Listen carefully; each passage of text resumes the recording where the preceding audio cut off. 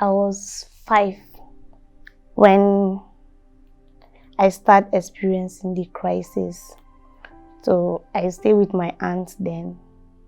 She don't know anything. So I started staying with my aunt when I was 3. So she was thinking it's all this rikichi, all these kind of children misbehave, like missing their parents kind of thing. That's the reason why, but she don't know me with that, Sha. Quite alright. So when I was 5, when I started experiencing the crisis, at first she beat me and said I should stop crying. So I tried to sleep. I couldn't because my legs were paining me, my hands. So she came out again. She was like, I'm disturbing her. Then her husband said, this girl, she's not used to this kind of thing. She don't used to cry like that. So what happened? Maybe the legs are paining her actually. So they get this balm, they rub for me, like I'll now sleep. Later I'll start crying. So she took me to my grandma there and said she don't know what's wrong with me, but I'm just crying. So they took me to the hospital. Then the doctor could not figure out what really was wrong with me, but they gave me painkillers. Not until one doctor who has three children that are experiencing same crisis, he was the one who told them that this seems and it looks like she's a sickle cell. So from there, they said, okay, they brought me to Jos for tests and so many other things. They discovered that actually, yes, it was sickle cell. So from there, but then this crisis was on and on because my grandma was like, okay, she should take me home since the thing have stopped and I've stopped crying. When we get home, I'll cry in the night. So she said, okay, if that's the case, I should just stay with my grandmother. She beat me to the extent that, okay, she left me. I was even the pain was severe to the extent that I fainted. So in the morning, when she comes to the room, she called my name, I did not answer. So she was like, or maybe I sleep late because of the pain or what. She now picked me up. She saw that I fainted. They rushed me to the hospital. They couldn't give me anything or because my teeth were frozen, there's nothing. So they have to use spoon and force my mouth open. That was how they revived me back. And then I used painkillers for the couple of the months before they could figure out what really was the problem, before they could get me drugs for it. In the family, I was the only one and they haven't experienced such. So, and then what they told them was my wears should be always trousers full of all these warm clothes. So I always dressed in warm clothes. Even when there's heat, I'll be forced to put on cardigans, all these things. And me, I don't like it because when I'm here, I feel okay, I'm normal. I feel the same way other people feel. But I was on that too confident of myself. When I'm with people, if I used to feel like I'm hot in people before I could adapt to it. It took me some time, but people don't stigmatize me. People don't talk about me like that. There was a time that the crisis occurred that it was so severe that I wish I died that time. So, I hated everything. Everything. I blamed my parents. I cried, but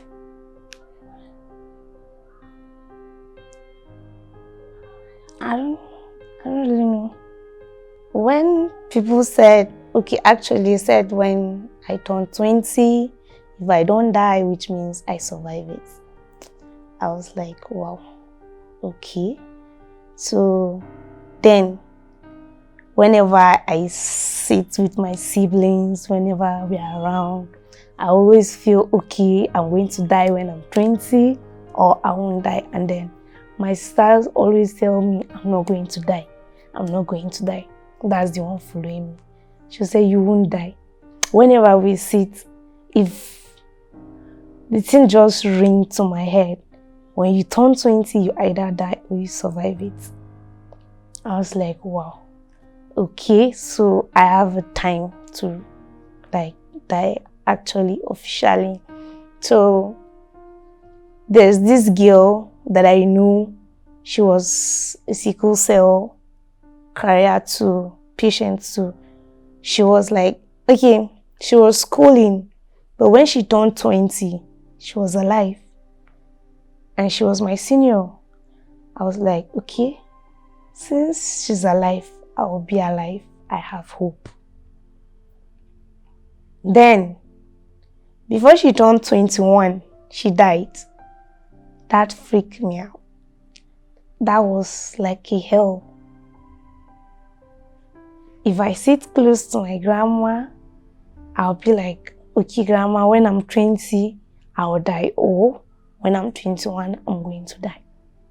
She'll be like, no, you won't die. So when I turned 20, I was like having it in mind still that I'm going to die.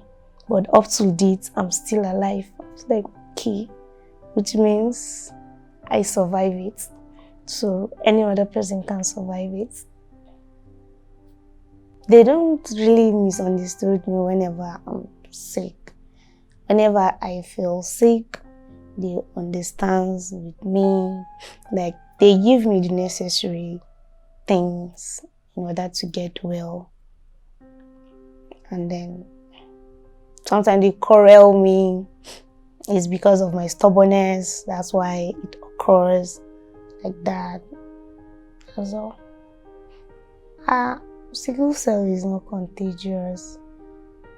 And they shouldn't treat people with sickle cell bad, because they are also humans like them.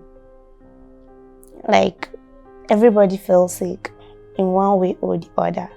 So it's just same thing.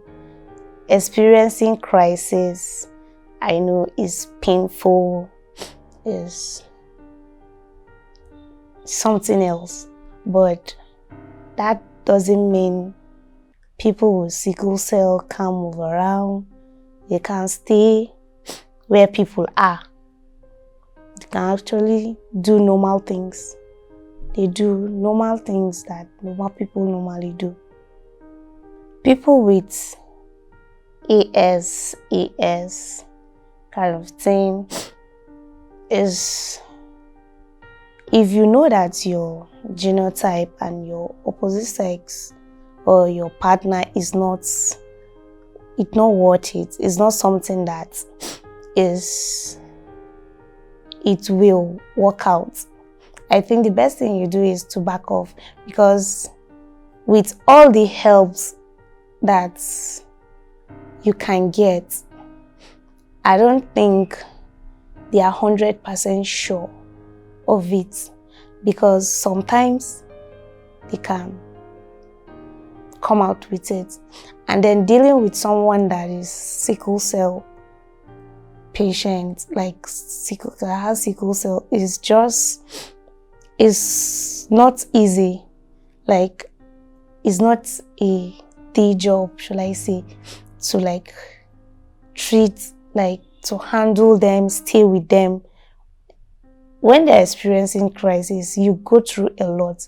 You feel the pain too. So as a mother or as a parent, seeing your child going through that pain, you won't just like it. No matter how you love each other, I don't think you people should go ahead and get married, because sometimes they do feel all those things that they say maybe the first will get or the last. Those things sometimes doesn't work. Flushing of the kids, like sometimes it doesn't work. So what if it doesn't work for you? What works for Mr. A may not be the one that works for you. So I don't think it's proper. When you just know that it is not, then just don't do it. I feel bad because that should not be used against the person, in as much as the person did not create yourself, and it was just something that before the awareness was not there, like the understanding was not there for it. So it happens. So for you to be lucky that your parents were not into that, that doesn't mean you can tease the other person. I feel bad whenever they said you are a sickle cell patient or carrier or anything about sickle cell. I do feel bad. When it comes to a relationship, I think most at times when the person just mentioned he's a sickle cell patient or he's a sickler, like it becomes like a war forum for the guy, because I believe he has heard of the crisis, or he must have come in touch or across people that experience the crisis. So it's just going to be like, okay, can I do it? Some people quit the relationship immediately when they discover, okay, you are a sickle cell.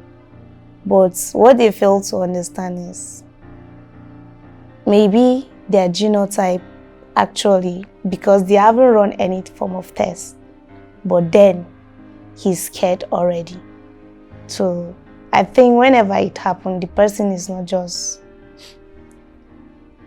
like he's not even sure he can deal with it, because it's something to be AA and having an SS girlfriend or a wife, because even though your kid doesn't have it, you have to deal with her as a patient. So do you have that patience? Do you have that time? Do you have can you give the attention? These are some of the reasons why I think most relationships crashed before. But sometimes it's the family. Maybe if the guys agreed to wait, then the family will be like they are not in support because they are ignorant of it. And sometimes they think all the children are going to be SS because of the ignorance. My name is Nendelmwa Nisha Tomwat. I'm a student. I graduated from College of Health Technology, Zawan. I study nutrition and dietetics. My advice to sickle cell patients out there is they shouldn't just give up on themselves. They should be strong because they didn't meet themselves. They did not call the sickness upon themselves. So they should be prayerful, and then God will see them through any other challenge they are passing through.